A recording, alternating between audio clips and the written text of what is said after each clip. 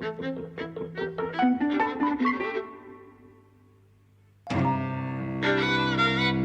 and welcome to Eavesdropping at the Movies. I'm Mike. And I'm José. And today we're talking about Vitalina Varela, a Portuguese film named after the woman who stars in it. Yes. And she's a non-professional actor. Her name is Vitalina Varela. And the director, Pedro Costa, discovered her on a previous film he made, where she played a bit part.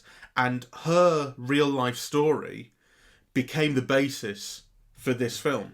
Right. So I didn't know that. Yeah, I read a little bit around it. So the film on which he first worked with her was Horse Money. Right. So she had a small part in that. And then her actual story is that she didn't see her husband for years and years and years and came to where he lived to finally kind of confront him.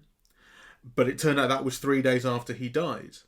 And that is the start of this film. And so in this film, what she does is discover the kind of life that he led for years when she wasn't in contact with him after he left her. Though I should say this is fictionalised. And the film is permeated with feelings of grief and loss and anger that all come from her.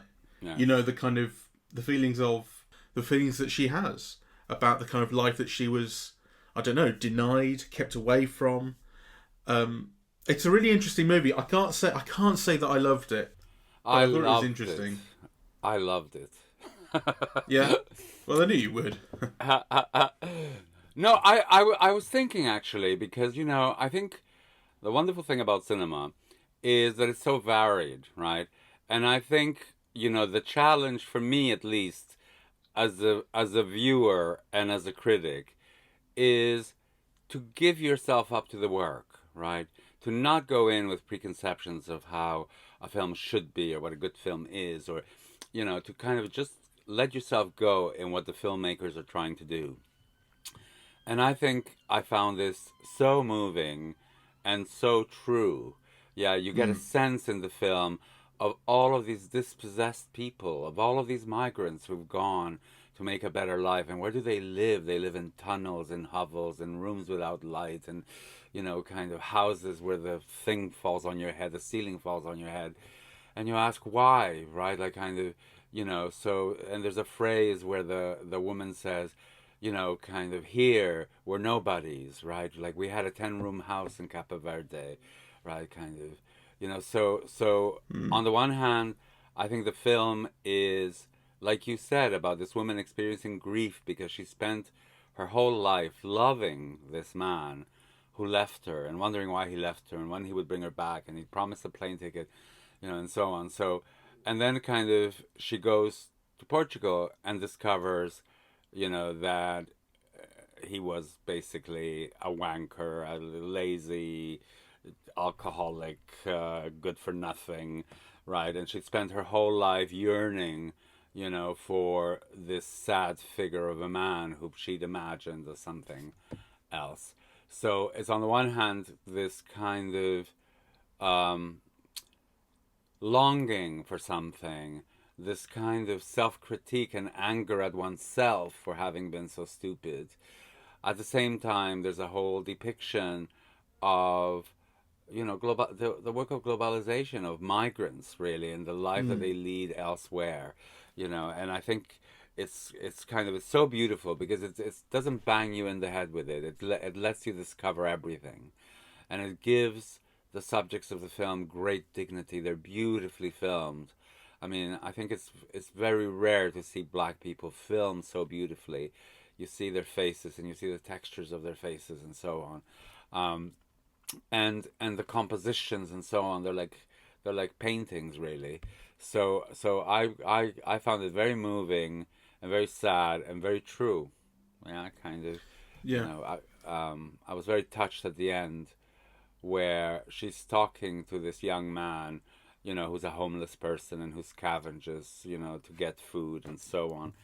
And he says something like, you know, I should find myself an ugly woman, really, because in the dark, you know, you can imagine her as pretty, you know. And then he says, well, but, you know, but a pretty woman, you can imagine her as prettier, you know. Anyway, and he says, you know, and sometimes when there's love, things don't work out. And she says, no, when there's love, things must work out, right? And I was kind of like very moved by that kind of, by the gap in between those two ideas, which, you can see the truth in both of them. Yeah. And nonetheless, there's a gap. Yeah. Yeah, it's a film that's really deeply felt, and she has these essentially monologues. The film is incredibly slow, and the camera will.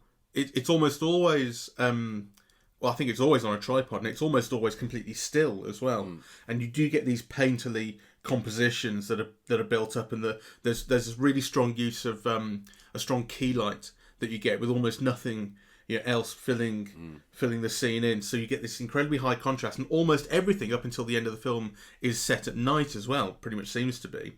So that kind of that adds to this. There's like a ghostly feeling to when she's kind of walking around her husband, or I suppose by this point former husband's house, and discovering, rather than kind of coming home, she's discovering what his life was, and she is a kind of ghostly presence in that. And then she has these monologues essentially where she speaks to her feelings, and sometimes she's speaking to him as though he's there, asking him questions. Who were you? What were you doing? This kind of thing. And I think in some respect she's directed the way it is sensible to direct a non-professional actor, in that she's not asked to emote heavily. And so there's a stillness throughout her performance that actually works really well, because you're never really clued into exactly what she's thinking. There's always an ambiguity or room for interpretation in what her mental state is, what she's thinking, and why she's saying what she's saying, which I think really works.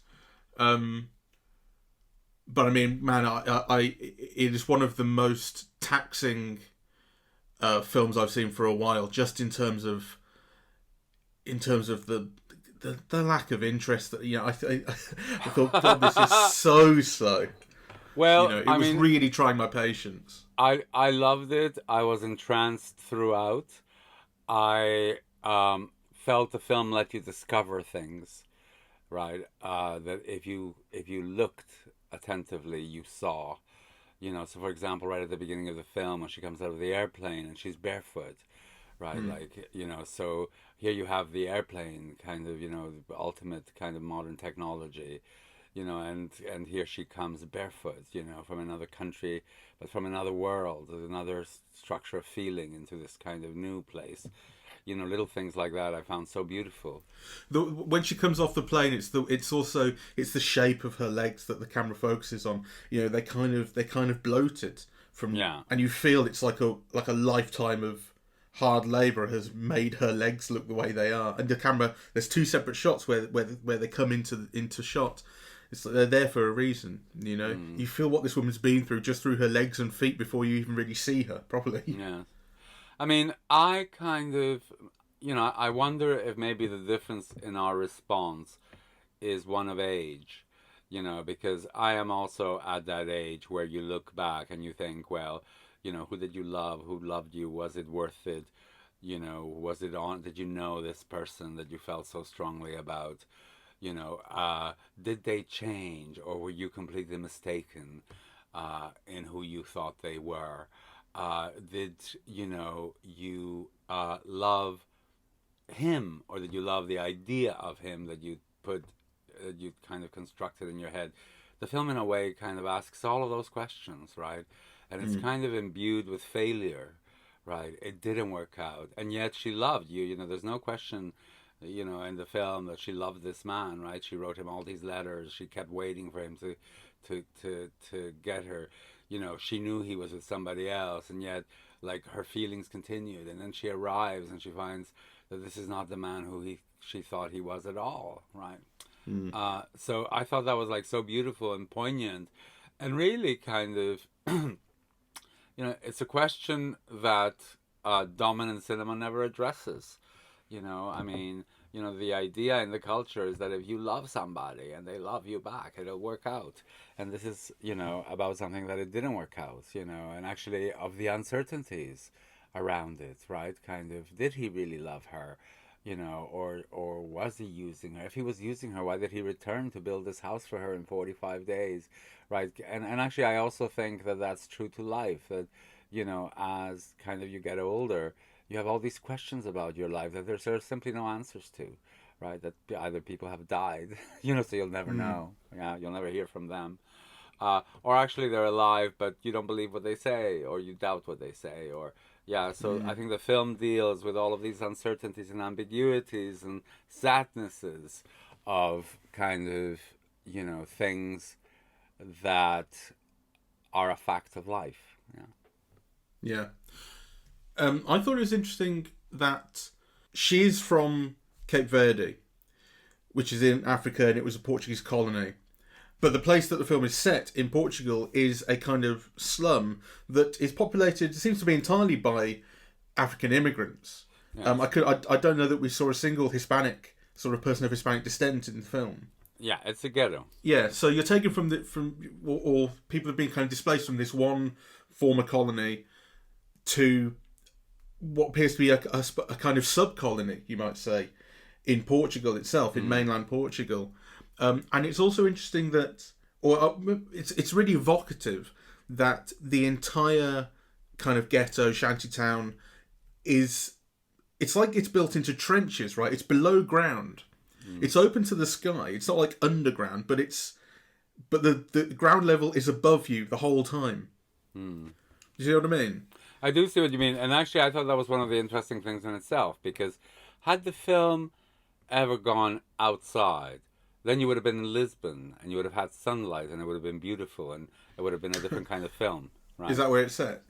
Yeah, I mean, Right. this is a slum in Lisbon, yeah. Yeah. Which, if you've been to Lisbon, it's beautiful, and it's on the sea, and it's got all these gorgeous old buildings and the hills, and so it's significant that the journey of migration is also a kind of a journey into darkness, into underground, into being nobody and not being seen, and kind of wandering and living on the margins. And actually I think another thing that I loved about the film is that she talks to all of these men, and they're almost all men. I think there's one other woman that we see, and they're all drunks, and they've been drug dealers, and they've been in jail, and and she kind of just accepts that as a fact of life, really. That so there's no judgment on the individuals, but there's always this thing of Cape Verde, right? So there the house is being built, and there's sky, and there's mountains, and there's sunlight, and kind of where did these men go to, right? And why? I mean, you imagine it's poverty that drove them there, but kind of what you see is really horrific. Yeah. Horrific is the wrong word, but it's just so poor, right? Yeah. And so dark, and they all mention the dark and the cold, and they're all ill and frail, and the handshaking, or it's a place that makes people sick. Yeah, and it has that sense that Parasite had of Parasite did it so deliberately, staging class in terms of altitude. As you moved literally up in the city, you moved up in the world, and like in Parasite, they were even below where they lived. There was even below their own toilet. And in this, it's just you're constantly aware that you are below ground. You're living in these places that are cut into. They're all houses almost made out of caves, cut into the side of the ground. Yes. And there's a kind of unspoken tragedy in the fact that you spend all this time.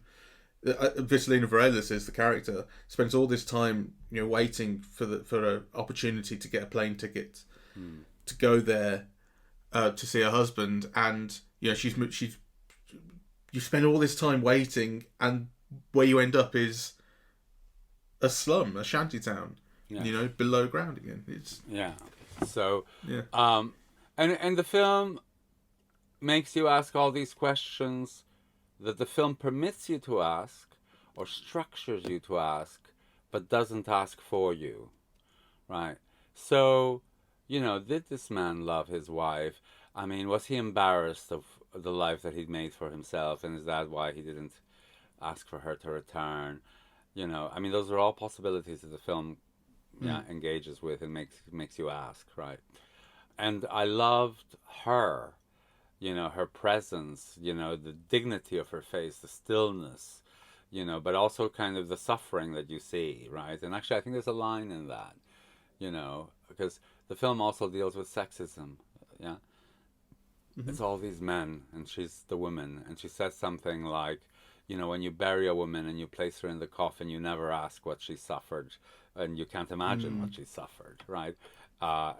So things like that, I just thought it was so beautiful, and I was entranced, right? And actually, before that, I was relieved because, kind of, I think this is the first Pedro Costa film I've seen, actually. And I've heard so much about him, and he's a figure in slow cinema and so on. And I thought, oh my God, this is going to be like one of those Bellatar 6-hour films. And then, when I looked on Mubi, I thought, oh, it's only 2 hours, so that's why I suggested we do it, because I knew I couldn't put you through 6 hours of slow cinema. Felt like it. Yeah, it didn't feel like it to me. I really was kind of entranced by it, and I think it's very beautiful. And I think the combination of the poverty on view with the type of lighting and filming, and everything is classic. You even have classic horizon points. The lighting is luminous and gorgeous, and I kind of there's a something really interesting comes out of the poverty of that which is filmed, the pro-filmic event, and then the beauty with which it is filmed. Yeah, I think it gives a kind of a dignity to this woman, really, and to her feelings and to her life. It makes it kind of, it makes it like a Renaissance painting. Oh yeah, the visual quality is, these images look like Vermeers. Yeah. They're beautifully crisp as well. The images are incredibly beautiful, and what I loved as well is the its full frame Academy ratio. Yeah. But I didn't really realise that at the start. It took me a while to figure that out because partly that everything is at night, but also I think there's sometimes a bit of vignetting on the edges, left and right edges of the screen, of the frame. So that blends in to, because I'm watching it on a widescreen telly, so it blends into just what's black on the side. So you don't notice, the image just fading into blackness at the side of the screen. And just a while ago, oh no, this is just full frame. And I don't know, I thought it was clever and really beautiful and really subtle how it happened. And I thought, God, this would have been incredibly beautiful to see at the cinema. I mean, It would have been stunning. But I also think it might have been even more boring. No, I think actually it requires, a big screen. You would have been lost in this woman's face and in her story, much more thoroughly. However, I mean, again, I must say, like, thank you to Mubi for even allowing us to see it, right? I mean, in a way, I've been hearing about Pedro Costa for 20 years, and I've never yet been able to see one of his films until now, and that's because they didn't play here, or I missed it when they played here, or they played here for a day and I didn't see it, or we now have these things available to us to see, and maybe not in ideal conditions, but I'm very grateful that we saw it. And actually, I must say, one of the great things about living in this moment, let's not take it for granted that these films are being made. I mean, if you look at, the last 100 years of cinema, so few films were made about women like Vitalina Varela, right? And so we now live in a context where kind of digital makes it possible, for a film like this to be made. It probably didn't cost very much. It's kind of, it's very beautifully made, right? It circulates, it's available for people to see. So I think this is one of those films where the onus is on the audience. Like, give yourself up to it, kind of, find out, because, if you watch it and, you say, okay, you know, it's not an entertaining film in the traditional sense. It's not out there, you know, to kind of to tickle your funny bone or whatever. But actually, I think it is there to do what art does, you know, which is you know, partly to depict the lives of others, to kind of give you an insight into what they are, to kind of to make you aware of conditions of existence, you know, that are not your own, and give you an understanding into them, and to give you an insight into other people's lives, really. So, you know, that aspect of migration, of being across cultures, of poverty, of, you know, undergroundness and kind of margins and liminality, right? And also then the interior thing about, you know, what is love?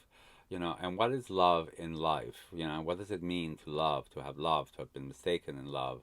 Yeah, kind of to understand what it is, and, you know, always kind of being confronted with another in which you can never be sure, right? I mean, you know, that's a great film. Yeah, it makes you feel those questions, not just, yeah, and it makes you ask the questions. It doesn't ask them for you. So for me, this is a very great film. Yeah, I think think I estimate it slightly lower than you do. Yeah, it didn't make me feel as much as I wanted to feel. It didn't make me feel as much as I felt it could have made me feel. Um, you know, I did struggle to maintain interest. The thing that I found most engrossing about it was its imagery and the care that's gone into the composition and the lighting. And we should name the cinematographer actually, because it's such impressive cinematography. Leonardo Simões is his name, and it's incredible what the work that he's done. It's really beautiful. And also, I think there's some green screen in it as well. There's points where there's like a storm raging in the background, one or two points, and so I think it's really beautiful. And actually, those parts reminded me of the lighthouse. There's a kind of there's a forbidding sort of you know, nature is like not your friend in those scenes. I can tell you that it cost €600,000. That was its budget. A pittance. Not an expensive film. I just wanted to ask you, what did you think of the priest character? He's the other kind of major character, really. He's the other major character, and I found that engrossing. So his backstory is that he was a priest in Cape Verde. They'd met before. There was an accident on a bus, and, you know, many people were killed or hurt, or, you know, they had their entrails falling out, and they were asking for last orders. And he, who was, I don't know if he was not yet ordained or didn't yet have a parish, refused to offer them kind of, what is it called, the last sanction, or Last Rites, was it? Or the Was Last it that Rites. they didn't have... I thought it was something like they didn't have the right documents or something, and he could have ignored that, but he chose not to, and so Well, it was it was a moral failing of his. That's what he deals with. oh yeah, no, so definitely a moral failing of his, but I don't think it had to do with that. I thought it had to do with himself. So Right. because what he did is he sent them on to the next village, which there was a properly accredited priest, rather than him giving them less. That's the way I understood it. She was there with her donkey. She witnessed the whole thing, and, you know, the bus crashed. He refused to give them last orders and sent them on to the next town where they could have received them from a proper priest, but they died on the way, the survivors that were left. But the key thing is that he's felt guilty about it his whole life. Yeah, it is a moral failing. It is kind of something that has bothered him for his whole life. And again, he's in this empty church where no one goes to anymore. You know, you also feel that he's having a crisis of faith. And the church is, again, so dusty and dirty and deserted. It's just a whole bunch of, like, you know, school chairs piled up in, again, what looks like a cave. You know, you occasionally see a person there, right? So I think kind of, you know, this is what I was saying earlier, that maybe we're coming to it also from the vantage point of different ages, right? Because you can see how that character as well is, you know, what has my life amounted to? You know, can I redeem myself? Can I kind of make up for, you know, the mistakes that I made, and, you know, the hurt I inflicted on other people, right? It's his character also, like hers, is one that's kind of evaluating their life, really. Yeah, it's kind of, you know, what kind of life did I lead? How did I end up like this? You know, kind of what mistakes did I do? Where did I go wrong? You know, or how could I have been so cruel or lacked understanding? Right? Those are kind of, you know, the questions that he's asking himself, as is she. Though, you know, she at least has her husband to also blame, whereas he's got no one but himself. Yeah.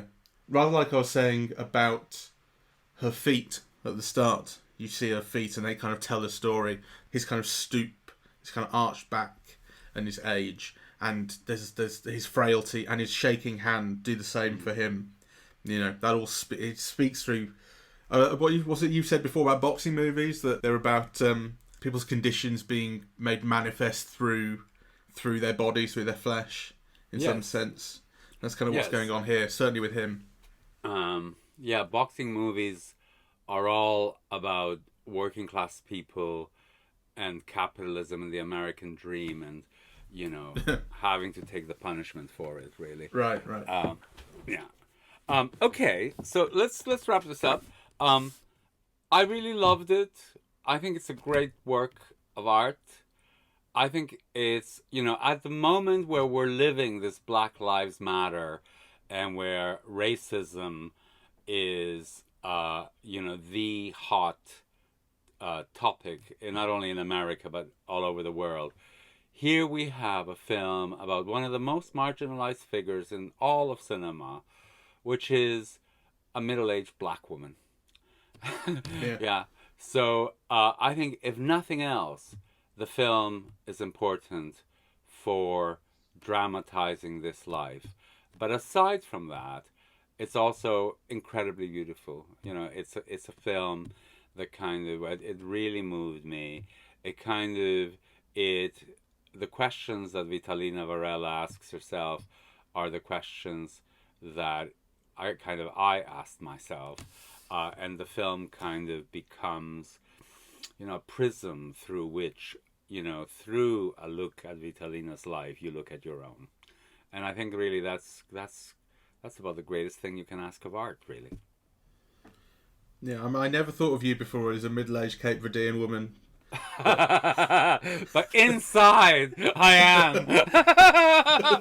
or there's not much difference between us. Yeah.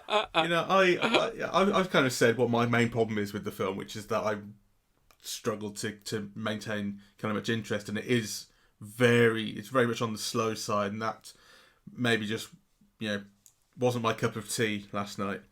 But there is an awful lot of beauty in it. I think it's one of the most visually beautiful films I've seen in a while. Yeah, I love pretty much every image is careful and considered and so beautifully composed and lit. And as you say, the presence of Vitalina and just her face and the dignity that she kind of holds is really captivating. So it has a lot of qualities. Right. Well, I highly recommend that you see it. It's on Mubi. It is a slow film, but it is also a great film. So just kind of give yourself up to what it offers, really. Yeah, lovely. All right. Well, thank you very much for listening. We are eavesdropping at the movies, and we are on Apple Podcasts, Spotify, SoundCloud, and YouTube. On social media, we're on Facebook and Twitter, and the website is eavesdroppingatthemovies.com. All right. Thank you very much. Bye-bye.